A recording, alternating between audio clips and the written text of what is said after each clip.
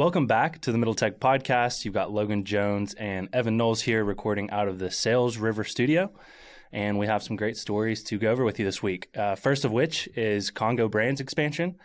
So you know Congo Brands if you know of Prime Hydration, Alani Nu. That's a Louisville-based company doing some great things.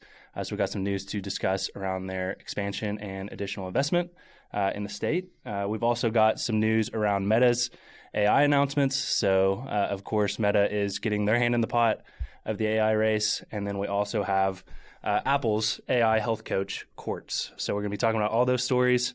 But before that, how was your week? It was good. Normal week. Normal Nothing week. to report on. Okay. All right. I just got back from Vegas last week. Was there for a conference with Sales River. So that's, as you know, a lot of work, but also a lot of play. So had some good meetings, ate some good meals.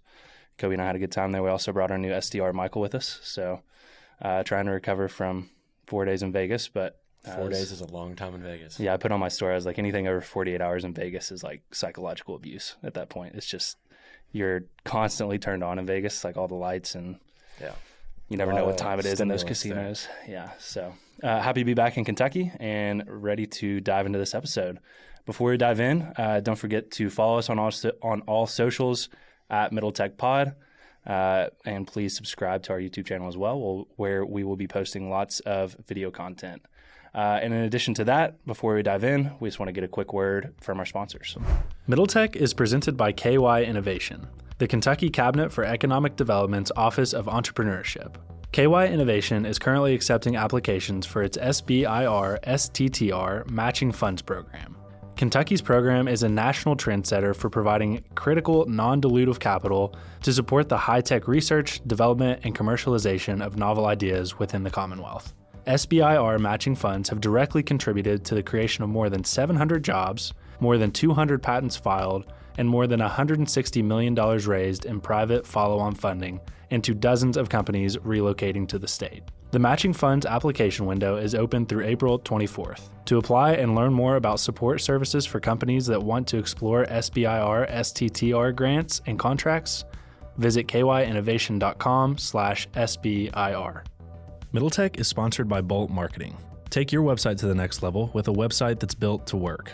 At Bolt Marketing, they're revolutionizing websites for small businesses that are affordable, customizable, and hassle-free. Whether you have a construction company, a boutique clothing store, or you own a hot yoga studio, they have options for you. Click the link in our show notes to explore their marketing options that can transform your marketing and grow your business. And as a personal note, Bolt Marketing built our website, and they were awesome to work with throughout the entire process. We highly recommend working with them. All right, so the first story we want to discuss on this episode has to do with a local company, Congo Brands. So Evan, you're familiar with this founder. You know a lot about this company, and you've been telling me about it for quite a while now. So give us some context on the company, and let's dive into the news around their expansion. Yeah, so kind of a quiet behemoth here in Kentucky that really hasn't gotten a whole lot of press or attention. You know, those that are kind of plugged in Louisville know about them, but again, this is a behemoth. This is a CPG brand that has several very well-known companies underneath this Congo Brands umbrella. So Alani Nu, Prime Hydration, 3D Energy, these are all very well-known brands, mostly around like the energy and health space. So Alani Nu is like a caffeinated sparkling drink that's really kind of a competitor for something like Focus or Celsius. And then Prime Hydration is like a Gatorade or Body Armor competitor. Mm-hmm. And then 3D Energy is like a Monster competitor or Red Bull competitor. And all of these brands have been growing very, very quickly. So Congo Brands just announced that they'll be expanding their operations with a new headquarters and a lot of new space to hold a lot of those goods that they sell. So it's an $8.2 million project expected to create 500 new jobs over the next 10 years. They got a lot of great incentives from the government, which provided $7.5 million of tax incentives based on this company's investment and their ability to kind of track along that plan of 500 new jobs over that 10-year period. So this is a big deal. Alani Nu has been around for a while. The model of this brand, the model of this company, Congo Brands, is to find influencers that are really killing it on social media and have great brands themselves, and then partner with these influencers and launch a brand through that personal brand of the influencer. And so Alani Nu was done through a very well-known health coach. Her name is slipping my mind, but Prime Hydration is their latest iteration of this, and they did that with Logan Paul and KSI, who's a very famous European influencer. And they also just partnered with the UFC as their brand new drink of choice and presenting sponsor there with a lot of the fights. So this is a brand that just really knows how to market well. Again, it's under the radar because it's kind of this parent company with several brands underneath it. So most people have heard of the brands, but maybe not Congo Brands. Mm-hmm. So really awesome story. Glad to have them in Kentucky. And again, I can talk a bit about the founder here in a sec, but what are your thoughts? Yeah, I think this relates a lot to the story we talked about, I think 2 weeks ago with Jack Harlow getting invested with Focus. So I think the first time I heard about that model of like an influencer, somebody with a built-in audience investing or starting a CPG brand like this was Congo Brands when you were telling me about meeting that founder and this model. And I mean, it just this company in particular just prints money. We talked about how much that Prime Hydration made on that last episode. I kind of forget the figures. Yeah, it was $250 million in their first year of sales. Yeah, that's crazy. Yeah. And Congo Brands, I mean, that's just one of the sub-brands underneath of the Congo Brands umbrella. So I think it's awesome to see a company like that doing such big things in the CPG space here in Kentucky. I mean, also, I just want to give a shout out to the state for creating a good business environment for them to want to stay in Kentucky as they expand. So as Evan mentioned, they got that $7.5 million in tax incentives. So on the press release, Governor Beshear was talking about the importance of making sure that Kentucky is one of the best places to build a business. I think that's just a testament, that they're continuing to invest in Louisville and expanding here. So talk a little bit about meeting the founder, because I think that's a cool kind of anecdote as well. Yeah, I mean, it continued off of the Louisville thing. We're a logistics hub. So, any kind of business that deals a lot with physical goods and needs to ship physical goods around the country, Louisville's ideal. There's a lot of great brands that are based out of Louisville that, sell retail items or CPG. And so a lot of that's to do with logistics. But I got coffee with the founder. His name's Max Clemens, young founder. So he's maybe around the age of 30, started this right after college. And he got his start selling really nice shoes to influencers and just people that could afford, really nice shoes. I mean, he was telling me that, he'd sell shoes for tens of thousands of dollars to just really wealthy people that collect shoes. And so he was on the basketball team at Bellarmine and kind of got into the shoe game and really did well. Then leveraged all those connections that he was making from the shoe game and all of that hustle to launch this billion-dollar company, now Congo Brands. Really smart, cool guy. Went to Bellarmine, played on the basketball team, like I said, and I believe now he lives down in Nashville, but his roots are, here in Kentucky, and I have a lot of friends that went to Bellarmine with him and say great things. So awesome to see an entrepreneur like that have that much success and be out of Louisville. I'd love to, highlight his story and share more about him, but, a lot of founders like to kind of stay under the radar. For sure. Yeah, hopefully we can get him on a Spotlight series here soon and tell that full story. It just seems perfect to take it from selling shoes like that, because you're so ingrained in like high net worth communities. Just cultural relevance with influencers, sneakerheads, that's cultural. A cultural phenomenon that's happened over the last 10 years. And so he found himself right in the middle of that and then leveraged those relationships. Your network is your net worth. And so he definitely leveraged that. Yeah, for sure. Cool to see. All right, so let's move on to this next story dealing with Meta and them getting into generative AI. So they have announced, amongst other things, that they're going to create a new product group inside the company focused on generative AI. Evan, this is one of the companies you've been talking about a lot as we talk about AI more and more often, and just around how well positioned they are to build large language models and to get into the space of AI and really make some waves. So give us the overview of the story, and let's dive into a discussion around everything Meta AI. Yeah. So on their last earnings call, Meta announced they're creating a new product group inside the company focused on this generative AI movement. So they're kind of playing catch up here.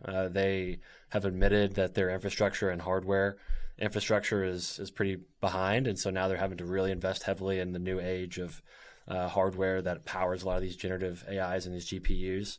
I almost said Elon, but Zuckerberg has said that they're going to allow these tools to allow more of an experience around creative expression. So, you use these tools every day to show people your personality and your life. And these generative AI tools are going to make that even more fun and easier with things like filters, auto-generated captions, caption suggestions.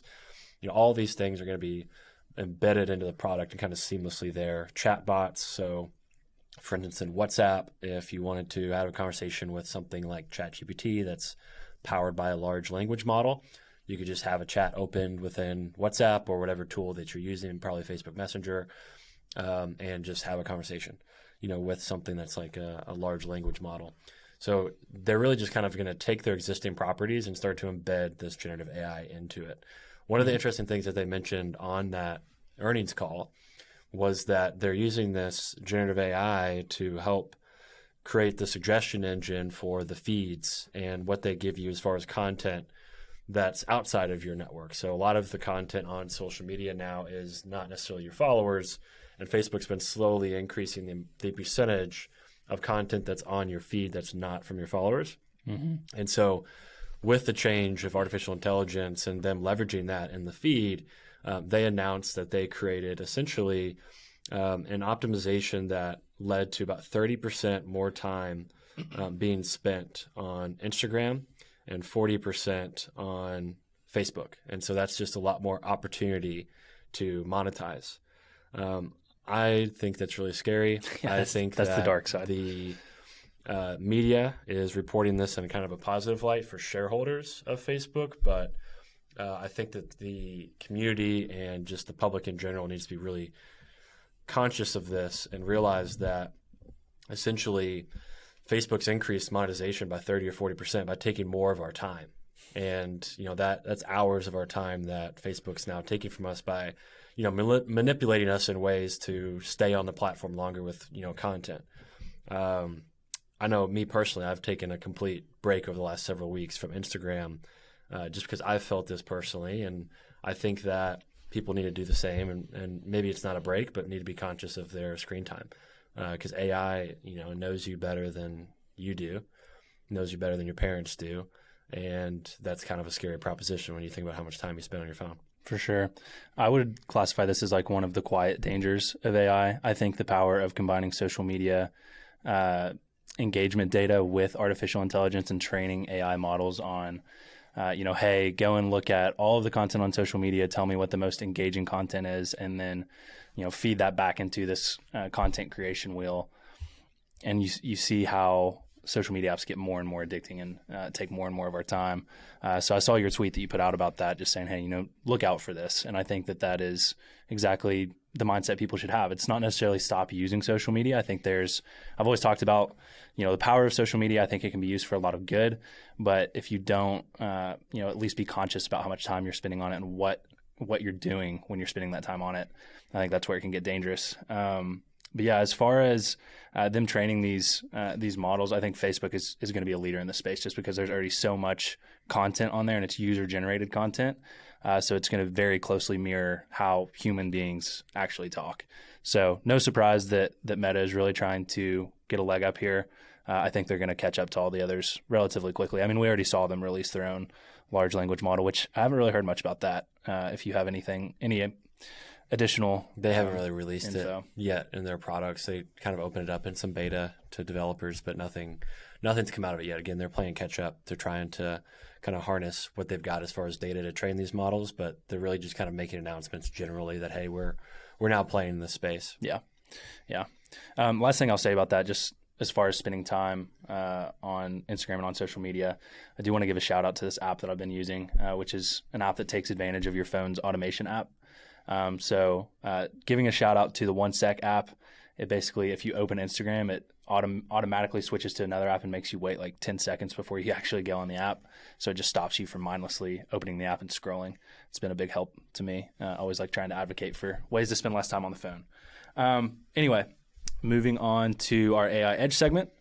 So AI Edge, where we give stories, tips, and topics for gaining an edge with artificial intelligence. Again, this week we have a story about Apple, except this time rather than in fintech, we're talking about AI. So Apple continuing to make waves in multiple different ways. This time they have a new AI health coach called Quartz. So give us the overview on this and let's dive into what a health coach artificial intelligence could potentially do for Apple. Yeah. So Tim Cook has verbally said several times that the health space is where Apple will leave its legacy forever. So while they did create, the iPhone, the iPad, the Mac and the iWatch or the Apple Watch, Tim Cook seems to believe that their lasting legacy and the most value they're creating in the world will be on health, which starts to make sense because in order to collect health data, you got to have hardware. And Apple Watches, I wear one every day, collect a lot of data on your health. Whether you're exercising, EKG tests to understand how your heart is functioning and if it's healthy or not. They're going to start to get glucose monitoring in there. One of the big things they're pushing for is kind of a non-intrusive glucose monitor, which doesn't need any kind of finger prick or any kind of insertion into your body to get these metrics for glucose, which can help you understand how your diet also affects your health. So they're combining all of these hardware-related things into their software for the health app and many other fitness apps that they've launched since then, and they're building this health ecosystem. And what they're doing with all that data they're collecting within this ecosystem is the first kind of AI assistant they're launching within the overall Apple brand is going to be a health coach. And so it's taking all of your fitness data, all of your they're going to be doing surveys on your mood, on what you've been eating. They're also working on a major partnership that's been in the works for a few years now with Epic Systems, which is the largest healthcare record company, which when you go to the doctor and they record all your metrics and your test results, they go into Epic Records. And Apple is working to deploy Apple devices that can better access that data and kind of have a better relationship with those APIs and Epic Systems so that people can access that data better on their mobile devices, but also so that doctors can use Apple devices, in hospitals and clinics.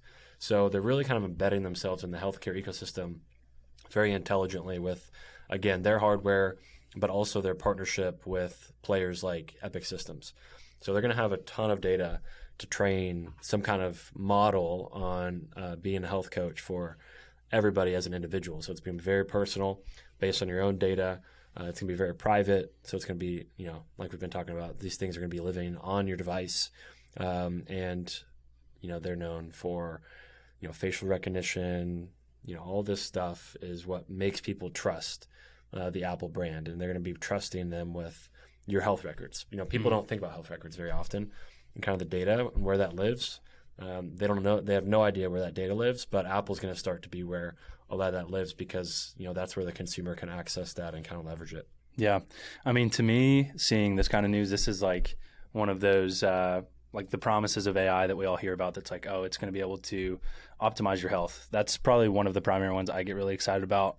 I will say, I think that one of the reasons that Apple is so well positioned to do this is, most importantly in my mind, just because of how seriously they take privacy. I think that if you had any other sort of brand image around privacy, you would not be able to do something that is as sensitive as health data. And it's the same reason that I think that, their move in banking with that new savings account is going to be successful. It's a familiar UI. And then they already have such a huge audience that knows how to use their technology already. I just think that the impact on the collective health of all of the users of Apple products is going to be quite large because adoption is going to be quite high. So those are kind of my thoughts around it. I get excited when I see something like this because this is just like one step closer to having an all-encompassing artificial personal assistant, almost somebody that can be your health coach, somebody that knows you on a deeper level than most humans do, which I think is also a scary thing. So I don't want to, just blindly say this is going to be a great thing. But if anyone's going to do it, I think I would trust Apple to be the one that does it. And it just further, reinforces my belief that Apple is going to continue to be one of the most valuable companies in our lifetime because you just see them branching into so many valuable verticals. So I think it's exciting overall. I do think that it is kind of a proceed with caution kind of thing with data that's valuable. But again, I do trust Apple. I trust their brand. So yeah, I mean, again, on the last episode we talked about how they're diversifying away from hardware as much as they can, and this is another one of those plays where this will be just another subscription that you pay for, and then they'll embed it with Siri. So that's your personal assistant right there is Siri plus this model and being able to access that data on demand. So that's kind of what this is going to become. And Apple, I think, has a really good opportunity to increase life expectancy. Preventative healthcare is something that the healthcare industry has not figured out. It's terrible at it. The healthcare industry right now, the incentives and just the way it's built is all kind of reactionary healthcare. For sure. And I think that what Apple and these consumer plays on a massive scale enable is preventative healthcare, not only for people with diabetes, where a lot of this is talked about the most, but just general health all across the board. I think that's where we're heading, and life expectancy is going to come off the back of that and increase. Here's the natural progression that I see in my mind is you start collecting all this health data. You have these AI models that can go and find trends that you wouldn't otherwise be able to find using machine learning and artificial intelligence. And then I think Apple does a similar play to what they did with Goldman Sachs and their savings account, and they launched some sort of health insurance play of some sort. I could see that. I could see them getting to that point. I don't know if that makes sense, but I mean, if you could access everything you needed from your Apple device and have the same user experience and user interface, I don't see why they wouldn't explore that path with a partner that's already in the space. Yeah, one of the things that they're definitely going to do as part of that progression, probably before the healthcare stuff, is they're going to just give doctors live access to your data. So as part of this Epic Health Records partnership, they'll be streaming, Apple EKG tests, fitness data into your health records that doctors can view in real time and start to do some of that preventative health care that maybe an AI might not be good at. But an AI is going to be better than a doctor. Like when it comes to this stuff, it's how it's going to work. For sure. It's data driven. Doctors, they can't analyze as much data as an AI model can. And this is going to, be transformative for the healthcare industry. I don't know what it means for doctors. I do know it's going to be better than doctors when it comes to like analyzing data. It'll be an AI assistant. But I'm not sure, again, where that leaves doctors, but Apple's kind of positioning themselves really well here. Yeah, I mean, you empower a doctor to be able to intake a ton of information and be able to use AI to make sense of it very quickly. Just like you take a large article and you have it summarize what the article's saying. Yeah, so like a doctor would be like a translator for the data. Yeah. I mean, an AI could do that, but a lot of things you want to hear from another human. That's why people work with real estate agents. There's a lot of things that people want a human to help them with because there's really high stakes there and they want another human to trust. And so healthcare is one of those. But again, a lot of what doctors do is going to be, optimized a lot by AI. So it'll be interesting. Yeah, absolutely. All right. I think that's all we've got on that story. So let's wrap up this AI Edge segment with a tip of the week. So this tip of the week is going to come from yours truly. I've been playing with ChatGPT just about every day. I went ahead and paid for GPT-4.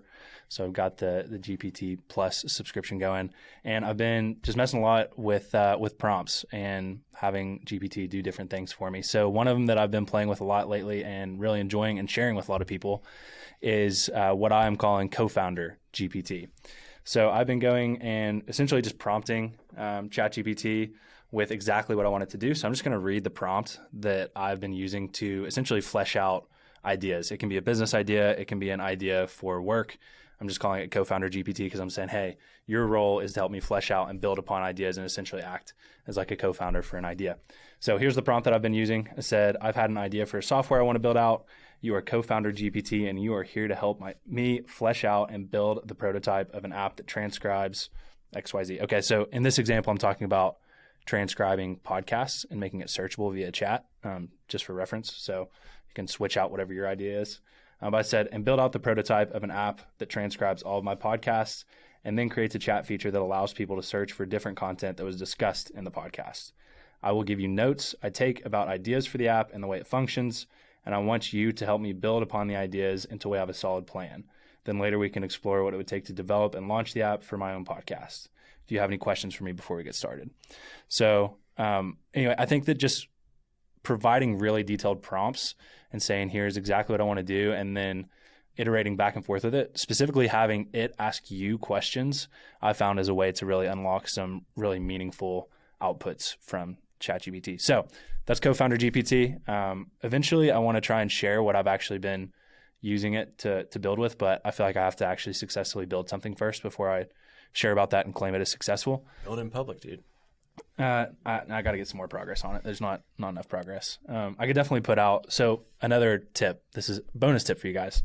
As you're playing with ChatGPT, I know that it does save it on there, but I've been going in and putting it into Notion. So I like have the back and forth just in Notion that I've done with ChatGPT, and I use that to share with my friends. So if I want to send my friends the prompts that I've been using, I can just share a Notion link. So that's another just kind of tip if you want to share what you're doing with coworkers or friends or colleagues or anything else like that. Anything AI tip of the week on your mind that you'd like to share before wrapping up this episode? No, when you put that in Notion, you just copying and sliding, like you just highlighting stuff, like copy and pasting. Yeah, just sliding. Yeah, one of the things I think ChatGPT needs to do as far as their user experience is they just need to put a little copy button. So like you need to be able to copy a response and just paste it wherever you want instead of having to drag your mouse. So that's pretty annoying. Here's what mine is. Well, there's a button for what GPT gives you back. You can just copy it to your clipboard. It's really not that I didn't know they did that. So I've been just doing it. Oh, they just added that. Added that like within the last few days. Yeah. So nice. All right, that is our AI Edge segment. Before we wrap this episode up, we do have a spotlight series for you guys. So we sat down with Varun of True Diagnostic. So True Diagnostic is helping you discover your true biological age, which is a pretty crazy thing. So if you heard of the entrepreneur that is working to reverse his biological age, his name's Brian Johnson. You should go look up that story. He's spending literal millions of dollars to optimize his health to try and reverse his biological age, and he's succeeding. True Diagnostic is helping that entrepreneur, Brian Johnson, actually do that. So we sat down with Varun to talk about everything that company does and how they do it. And then for that episode that we're releasing today, we're also going to be showing a live pricking of our fingers, taking the tests. Is that legal? I guess. I don't know. I mean, shoot, we're going to do it anyway, so why not? Pricking the fingers, taking the test, and then we're going to guess what mine and Evan's biological age is. So that'll be a really interesting episode. That was a great episode to sit down and talk to Varun. So check that out. That's also on our podcast feed, posted at the same time as this episode. And other than that, that's all we got for you. So hope you guys have a great week, and we'll talk to you next Monday.